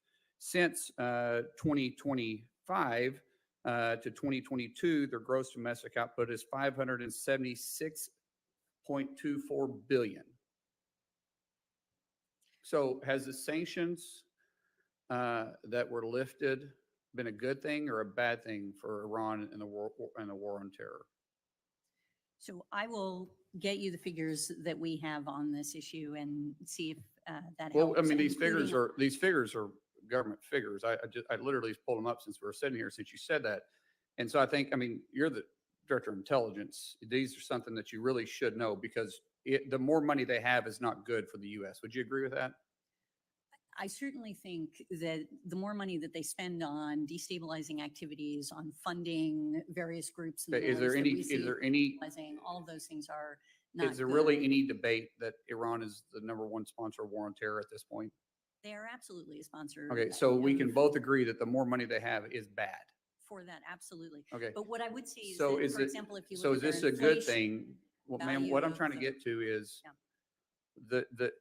we saw a decrease in their GDP when Trump put in strong sanctions and worked with Congress. Those were lifted underneath the Biden administration. Do you agree with those actions? I don't take policy positions from the intelligence Well, community the perspective. intelligence is following the money. I understand. So And is if it you from the want an intelligence perspective, not a policy then, from Yeah. an intelligence perspective, Director Haynes, was that a good thing? It's neither a good thing or a bad thing. If you want an assessment on whether or not. How can you say it's a not, it's change in neither the a good thing or a bad thing, ma'am? When you just said that they're the #1 sponsor of war on terror, that's not debatable. We know that. And a while ago, you said that their economy was faltering, but yet we've seen that it's actually doubled underneath the Biden administration since they lifted the sanctions that Congress and the Trump administration put in place. That means they have more money to spend on this. And you can't say that's not really a policy question. That's from an intelligence perspective. That's got to cause problems. Senator, so on the economy, why don't we get you our assessment of how they're doing? Even if I'm right that they're having challenges economically, I don't think that necessarily is a line that you can draw directly between sanctions and how their economy is doing. There are a number of factors that obviously you have to look at in order to determine that. And I'm more than happy to do an assessment for you that helps to identify what the impact of either of different sanctions, less sanctions, more sanctions, all of those things on the economy, and then how that relates to spending, for example, on national security issues that are of importance to us, which we do produce an annual report for you on. Well, I would appreciate that. And I don't think that, we'd say that their economy's in great shape. I mean, but we can say that throughout all the, I shouldn't say all the Middle East, the middle of the Middle East. We could say that there's a problem there with their economy. But what I'm getting to is that the current position that this current administration has taken underneath Biden has not been helpful for our security posture. We have seen that their economy has greatly increased and is going to continue to increase if we stay underneath the continued projection of the way we're treating Iran currently. I think that our posture should, and you can agree, disagree, or not. In fact, you don't even have to answer it because I'm not going to put you in that position again. We have to relook at our posture we have with them, because their GDP has increased, and that means their spending on the war on terror against us and against our allies has also increased. With that, I'll yield back. Thank you, Senator Mullen. Senator Warren, please. Thank you, Mr. Chairman. So Director Haynes, when you testified before the committee last year, we talked about how crypto is being used to help finance major threats against national security, like North Korea's nuclear weapons program, Iran's ability to evade sanctions, and ransomware attacks on American hospitals. It seems the problem is getting worse. According to the Wall Street Journal last month, crypto has become, quote, indispensable to Vladimir Putin's war machine, allowing Russia to get around sanctions and to throw billions of dollars into its war against Ukraine. According to the Treasury Department, Hamas's attacks against Israel in October were financed in part with crypto, and their current financing depends on crypto. According to the blockchain analytics firm Elliptic, Iran is deep into crypto. And so let's focus for just a minute on how Iran is using crypto. Director Haynes, reports from our intelligence national security agencies say that Iran uses crypto to evade U.S. sanctions. For example, in 4 years, Binance, just one of many crypto exchanges, processed $8 billion in transactions for Iran. Can you explain what threat that poses for our national security?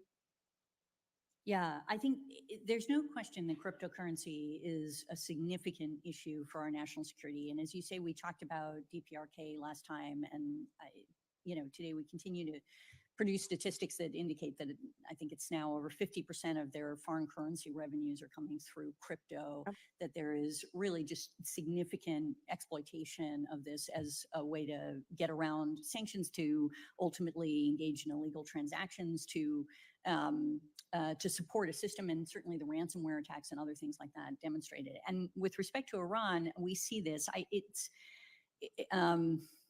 So there's no question that Iran permits the use of cryptocurrencies, right, and smart contracts to pay for imported goods because it lacks access to the US dollar, and that's a consequence of the sanctions regimes that are in place.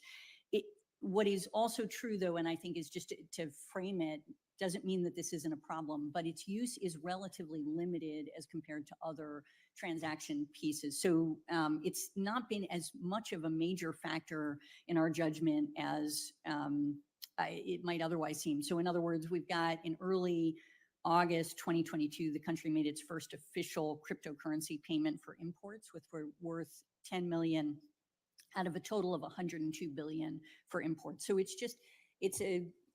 sort of a similar challenge in the context of Russia as well, where we see them using cryptocurrency, and I think it is almost certainly going to expand in different ways. But there are some kind of structural limitations on their capacity. So let's look into that. Let's look at the structural limitations here, because I think what you're telling me is Iran is definitely using crypto to move money around. Yes. And to do that to evade sanctions and to fund Hamas. And your assessment is consistent with the assessment of the Treasury Department on this. But that's not all that Iran is doing with crypto. Iran is also making money by processing crypto transactions for other people. So as you know, crypto relies on middlemen. In the crypto world, they're called miners or validators, and they process or verify transactions. The Iranian government officially entered the crypto industry in 2019 because it could make money doing it. So if I sent $1,000 in Bitcoin over to you, Lieutenant General Kruse, and you and I might be sitting here in Washington when we engage in this transaction, but Iran may be the one that is processing the transaction for us and pocketing the transaction fee that I pay. And neither one of us would ever even know that we were enriching Iran through this transaction. According to one estimate in 2021, Iran processed as much as 7% of the world's Bitcoin transactions, enough to earn them about $1 billion. So, Lieutenant General Kruse, the bigger the crypto market gets, the more opportunities Iran has to profit by processing other people's crypto transactions. Let me ask you, how important is it that we cut off this revenue source for Iran? Well, if I could, what I would say is this is not dissimilar to the whole previous conversation about the source of revenue, whatever Iran's source of revenue, crypto or other transactions, oil sales, and then how Iran uses it. So it does come, the more finances they have available to them, this or other sources, certainly allows Iran to make decisions on how it's going to spend. All right. So look, we have the tools to cut off countries like Iran from the banking transactions, but those tools weren't designed for cryptocurrencies. So crypto money keeps flowing here. And that's why I'm concerned about any effort to regularize stable coins without giving regulators the full set of tools they need to crack down on terrorist financing. Anything Congress does to legitimize and grow the crypto market must have strong protections so we don't increase money-making opportunities for Iran and other adversaries. Thank you, Mr. Chairman. Thank you, Senator Warren. Senator Rosen, you're recognized. Thank you, Mr. Chairman, and I'd like to thank Director Haines and General Kruse for testifying today and for your service. And so I guess the theme this morning is Iran, and of course I'm going to expand on a little bit, but Iran and the Russia defense cooperation, because Iran has used the war in Ukraine to bolster its own military partnership with Russia by providing Putin's regime hundreds of drones that have killed Ukrainian civilians. In return, Russia's providing Iran with missiles, cyber tools, air defense systems, and Iran's also seeking to acquire modern Russian fighter jets, helicopters, and radars. So, General Kruse, how does Iran's capacity to produce and export long-range attack drones, evident in both the Middle East and against Ukraine, potentially accelerate the spread of such capabilities globally, particularly with Iran supplying these systems to Russia for its use in war? And I'll just add, if you want to talk about both of these, how does this acquisition also enable Iran to take an even more aggressive posture right now in the Middle East? I think Iran has spent considerable time and effort to be able to produce the kinds of UAVs and other equipment that others would find value. And they continue to improve the capabilities of what they've been selling over time. You mentioned several hundred. I would say it's probably even 1,000 or more of UAVs that Iran has provided directly to the Russians that they are using on the battle space. And also providing designs so Russian can do their own manufacturing of that. So this has been a somewhat new business line. It's just a continuation of Iran's previous business line, but it does provide two things. One is a revenue source to Iran. It provides also some capabilities to the proxy organizations and other adversaries, and increases their capability and their capacities over time. Thank you. I'm going to move on a little bit into what powers a lot of these systems, particularly as we think about Bitcoin, cyber, all these threats, artificial intelligence. And so we have a little bit to worry about in artificial intelligence competition. So Director Haines, as we continue to explore really the potential of artificial intelligence, and we have to really discuss these ethical boundaries, right? Because there's growing concern that our strategic competitors like China, Russia, and others may not adhere to the same ethical standards, especially regarding the weaponization of technology, potentially leading to abuse, which can threaten our global security, our national security. So could you discuss the implications of this difference in ethical standards for AI development and deployment, particularly in terms of threats to our security, and how do we work with our allies to put in these ethical standards? Because we know artificial intelligence, it's garbage in, garbage out. Whatever you put in is what comes out.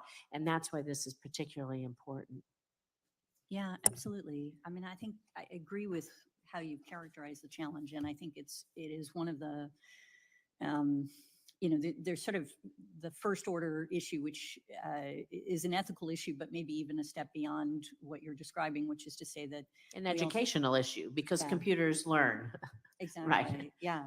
And it's also, I mean, so one is clearly, in many respects, generative AI in particular, but AI generally can exacerbate existing threat streams as we've seen them and make our adversaries far more effective and also sort of lower the cost of entry into these kinds of threat streams. So in other words, for information operations, for cybersecurity, for biosecurity, other issues like that, obviously these are technologies that allow you to be more effective and to do so more cheaply in many respects in a number of scenarios. So there's that piece of it. A second piece of it, I would say, is that there are, as you say, different standards that we apply. So for example, our commercial companies will only train their models on what is appropriate from an intellectual property perspective, whereas you may see other countries not paying attention to those kinds of standards and getting into other material, and that can, create a different series of challenges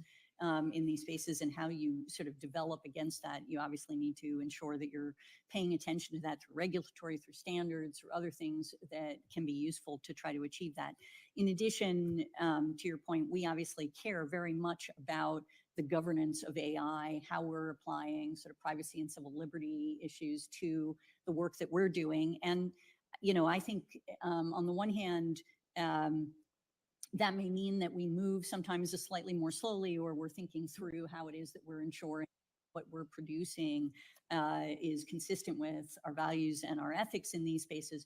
But at the same time, I actually think that can increase the efficacy in many respects of the work that we're doing, because ultimately what you really want to do is train AI on the best possible data, quality data, things that do not have inherent biases in them, things along those lines that will actually get you to answers that are more effective in answering the questions that you're ultimately trying to do. So we are spending quite a bit of time both on thinking about how we use it in a positive way and for our own mission, but also how to counter what it is that we're seeing, obviously, from allies in these spaces. Maybe I'll leave it at that. Thank you. I have some questions on anti-Semitism. I'll submit them for the record. Thank you, Mr. Chairman. Thank you very much. Senator Rosen. Senator Schmidt, please.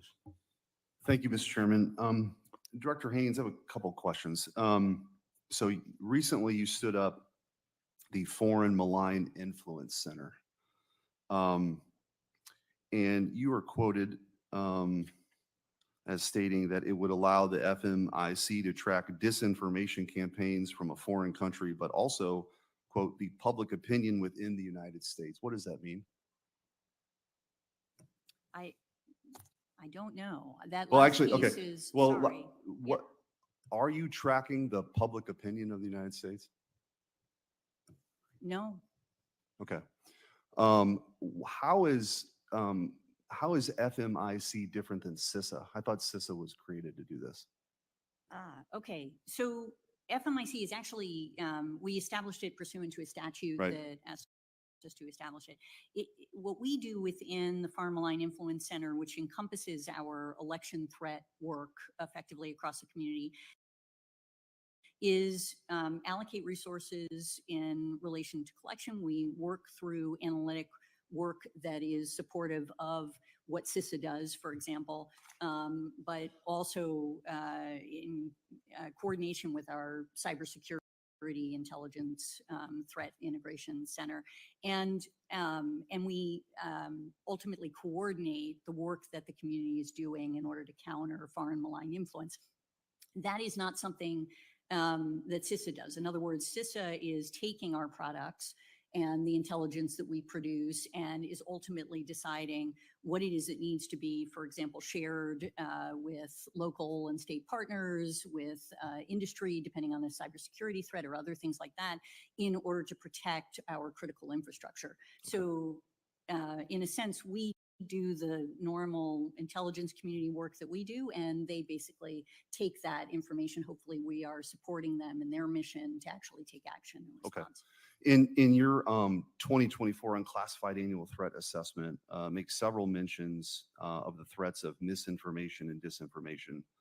Specifically, the report mentions adversarial state actors leveraging disinformation to attempt to propagate divisive societal issues to weaken America and our democracy. It also references medical disinformation as a threat to global health security. Does how do you, what steps are you, what are you doing here? Because as you know, a court has found that there's been great coordination between the intelligence community and government agencies to censor speech in the Missouri versus Biden, the Fifth Circuit, to censor speech. And so the determination was made that opinions about efficacy of masks or transmissibility of COVID after the vaccine was taken down at the behest of government actors. So my big concern is, are you using this to quell dissenting points of view? Because I don't know what medical disinformation means, and why, if you're involved with censoring or limiting speech of Americans who may have different points of view, let's say if masks work or not. So is that what you're talking about with medical misinformation? So just a few things. I think I obviously don't play a lawyer in this position, but I would not accept your characterization of what the court has found. And Well, I would actually was the certainly- lawyer that I was the attorney general that filed the lawsuit. So I'm pretty Understood. familiar with that case. Okay, understood. I am just saying that from my perspective, the intelligence community does not and has not engaged in any sort of censorship of. Well, okay. I have limited time. So let me just, Focus okay, in on the sure. question you're asking, which is just basically in the context of medical disinformation. So, for example, we saw Chinese efforts to ultimately engage in disinformation campaigns about the U.S. vaccine, for example, the quality of those types of vaccines, whether that ultimately, if you take a different vaccine, you might be better. The Russian efforts to do that as well. So that's the kind of Is thing. medical misinformation, if I were to go online right now and say that masks are ineffective and they might actually hurt kids, is that medical misinformation? Well, you're not a foreign actor, so that wouldn't be foreign malign influence. What we would be looking for is a campaign from another country, such as Russia and China, engaging in disinformation about, for example, what I just described in the context. So of I just, COVID. one last question then. So obviously you work with the FBI, right? Absolutely. FBI is actually part of the intelligence. Correct. Have there been any consequences to the FBI's pre-bunking of the Hunter Biden laptop story? Because we know that Elvis Chan was claiming that the Hunter Biden laptop, even though it was in the FBI's possession, was a quote unquote Russian hack and leak operation. And it wasn't, right? We know that it wasn't, but yet there's sworn affidavits now from senior executives of social media companies that said that it's exactly what they were told. Have there been any repercussions? Has anybody been fired for, claiming this was a Russian hack and leak operation when in fact it was Hunter Biden's laptop? And by this way, the story got censored. Has there been any repercussions? Have you done anything about that? I suspect that we're not going to have the same characterization of the scenario either, but happy to take this offline and see if there is anything that we need to answer. I hope so, because I have genuine concerns about the credibility of the intelligence community after what's come to light in that litigation. And I don't think that's, anyway, I'm happy to talk to you about it more. I'm out of time. Thanks. Thank you. Senator Smith, Senator Blumenthal, please. Thanks, Mr. Chairman. Thank you both for being here, and thank you for your service to our nation. There have been reports as recently as this morning about a potential progress in discussions with Saudi Arabia about a pact that, in effect, could lead to normalizing relations with Israel. Those discussions, I'm aware, were underway before the October 7th attack with great promise. Could you update us as to what you know about those discussions and whether an agreement with Saudi Arabia directly without involving Israel in the first stage is possible at this point? Thank you, Senator. I couldn't, the intelligence community is not involved in those discussions, and but I'm happy to defer that, obviously, and we can get you an answer from the policy community. Thank you. On Iran, I am somewhat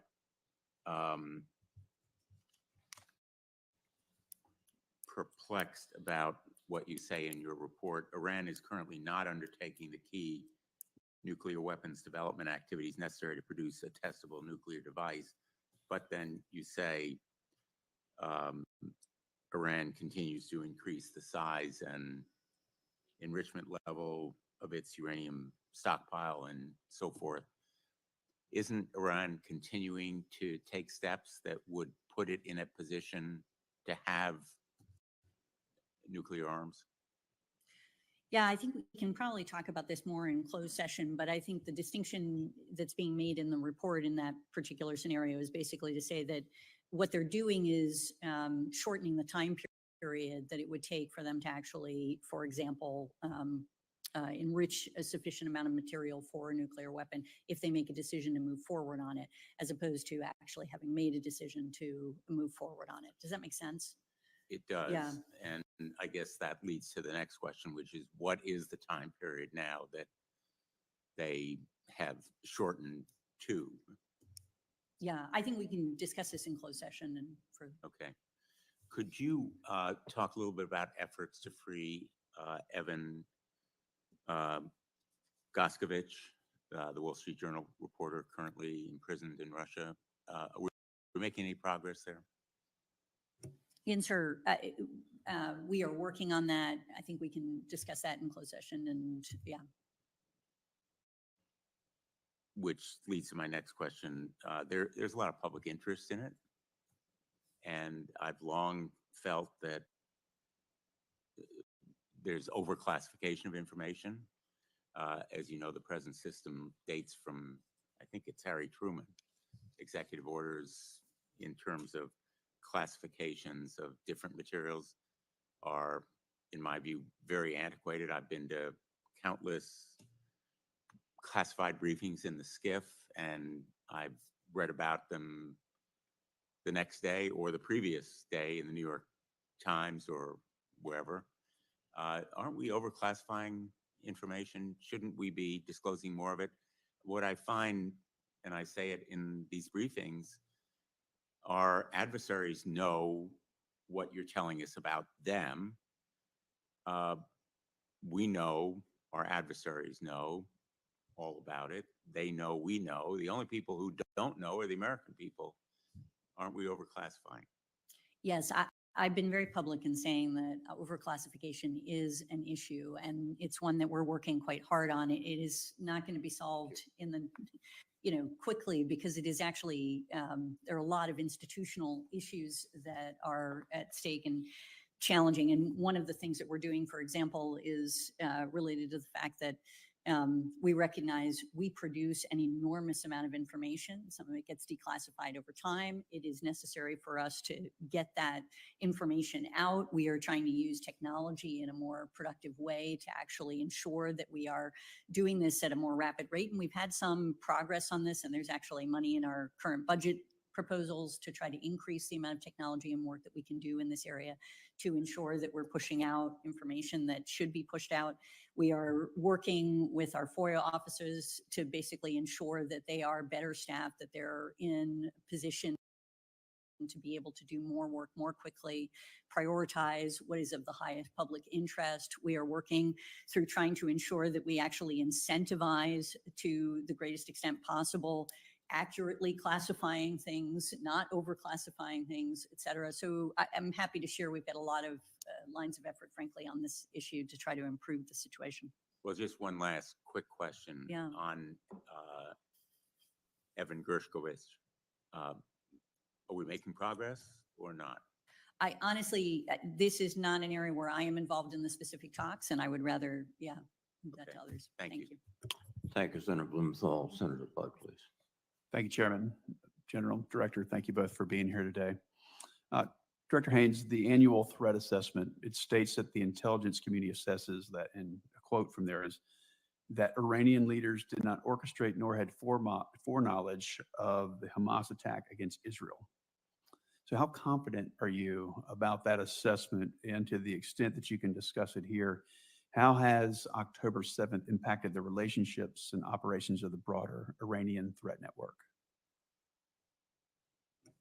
Sure, I can give a start at this, and General Kruse may have more to add too. I mean, I think we're reasonably confident and growing more confident over time that that assessment is correct with respect to their foreknowledge of the attack. And then in terms of the relationship impact that it's had, as you indicate, I think it has certainly increased the degree of work that is being done between, for example, Iran and the Houthis. That was obviously a longstanding relationship, but that one continues to build, and the Houthis are increasingly relying on Iran for assistance in their capacity and for weapon systems and so on, and to make them more precise in many respects. It is certainly continued. I mean, I think the relationship with the Iranian-aligned militia groups, as we often refer to them, within the region. These are classically Shia militia groups that have been working with Iran, that get money, training, weapon systems, and so on from them. And we continue to see that relationship. I don't know that it's had an enormous impact on the relationship since October 7th, but it has been one that's been quite active, obviously, during this period, and they've been assisting in the sort of strategy that Iran has taken with respect to the conflict in the region during this period. I would say that the relationship remains strong between Iran and Hezbollah, that, you know, continues to be a key partner from their perspective, and one that they rely on to manage security in the region in many respects from their perspective. And I guess that's sort of a general waterfront landscape. If we could, on. I'm going to ask a little, course, sir. another part to that question, Director. Since October 7th, Iran has encouraged and enabled its proxies to conduct strikes against Israel and then also U.S. interests.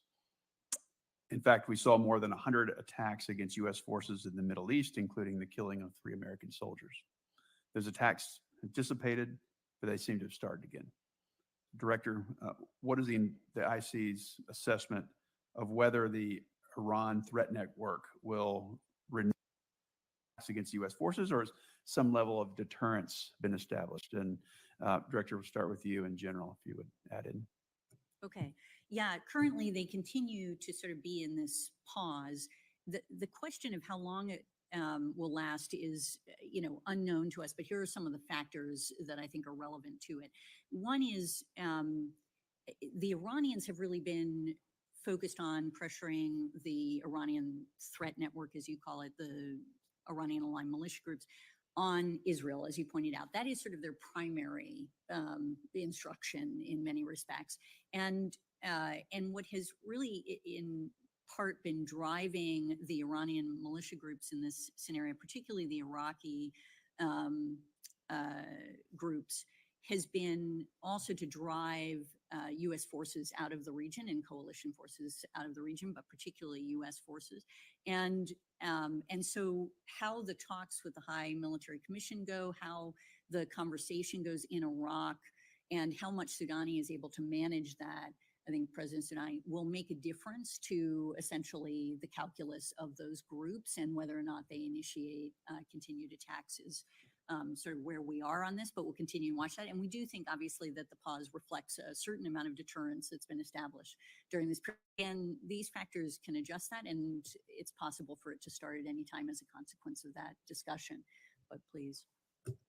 I would probably just echo the point I would have made, would have been the Iraqi connection and what the drivers are in the calculus of the Iranian threat network and the Iranian-aligned militia groups. And then the deterrence, I think, that we have seen temporarily, it is a fleeting piece and needs to be refreshed and renewed or rediscussed. And it's the variables that the director laid out that I think will drive that. Thank you. Bottom line, in the interest of time, could you describe the threats from Hamas and Hezbollah to the homeland and how they've evolved since October 7th, Director?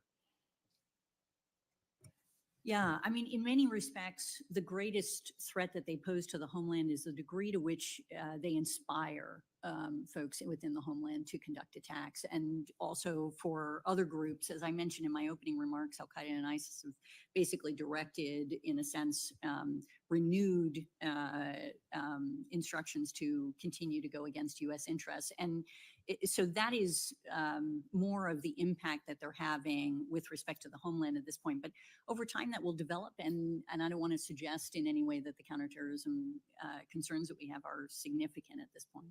Thank you. Thank you, Senator Budd. Senator Peters, please. Thank you, Mr. Chairman. Director Haines, as you know all too well, rapid technological improvements like artificial intelligence and advanced photo editing is allowing malicious actors to spread very sophisticated deep fakes of photos, videos, auto recordings. And I think one of a notable example of that was a video that was circulated in early 22 depicting Ukrainian President Zelensky appearing to surrender Russian troops in that deep fake.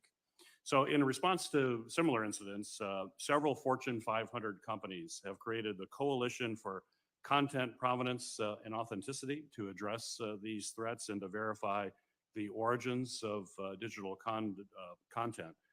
And in support of their efforts, I was pleased to include a pilot program in the fiscal year 24 NDAA for the DoD to assess the feasibility of establishing content standard technologies on DoD produced and owned media content, which can be used by malicious forces. So my question for you, Director Haines, is with thousands of government websites containing digital content easily altered by our adversaries, how concerned are you about the proliferation of deepfakes and the resulting impacts on our national security? Thank you, sir. I'm very concerned about the proliferation of deepfakes and the capacity to use generative AI and other technologies basically to improve information operations. And I think that's true just across the board. As you indicated, there was the example that we saw in the context of Ukraine. There was also a deepfake audio recording that we saw in the Slovakian parliamentary elections that had impact. There are a variety of examples now of these types of things being produced, and whether they're produced from information that is available through a government website or otherwise, frankly, they're a challenge. Right. Director Haines, I chair the Homeland Security Committee, and I'm keenly aware of the current and emerging threats associated with unmanned aircraft systems, both for the homeland as well as our folks abroad. And major technological investments are going to be clearly needed to combat these risks. But just as importantly, we need to actually synchronize all of our fragmented interagency efforts. So my question for you is, how's the intelligence community coordinating and sharing intelligence with your interagency partners to mitigate these UAS threats? And in that response, if you could tell us any roadblocks that you are facing in those coordination efforts to get everybody on the same page. Thank you, sir. No, so obviously, you know that the Department of Defense has a counter UAS strategy. We have nested essentially against that our own. We do these sort of unified intelligence collection strategies, and it is intended to support that strategy.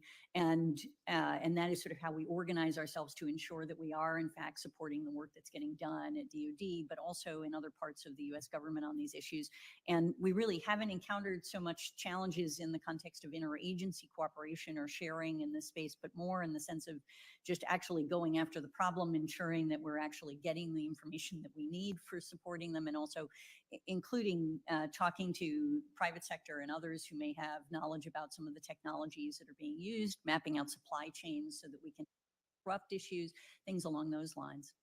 Good, very good. General Kruse, Russian disinformation efforts, including attempts to influence EU elections and spread harmful propaganda, are being used to achieve military objectives in the war in Ukraine. My question for you, sir, is what specific lessons has DIA gained from Russia's ongoing information operations? So there's probably a couple, and I think I would even add to your question to say, what have some of our other adversaries learned from Russian misinformation campaigns? I worry probably less about our ability to how do we detect some of these pieces, which in partnership with the rest of the community, I think we're able to identify a lot of that data. The issue is how do you counter it? What is the pathway by which you can authoritatively say something is fake and then provide it to the people in an authoritative way? The piece that I do worry about is what are the Chinese learning? What are the Iranians learning? What does the impact of disinformation mean on all future battle spaces or in the lead up to future conflicts, which drives the need to really get our arms around how do we effectively and efficiently detect deep fakes and other pieces and have a dissemination system in the same way that we do with traditional intelligence.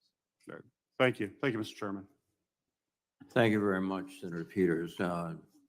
Director General, thank you for your excellent testimony. We will now adjourn the open session and we will reconvene. Let's shoot for 12 noon in SVC 217.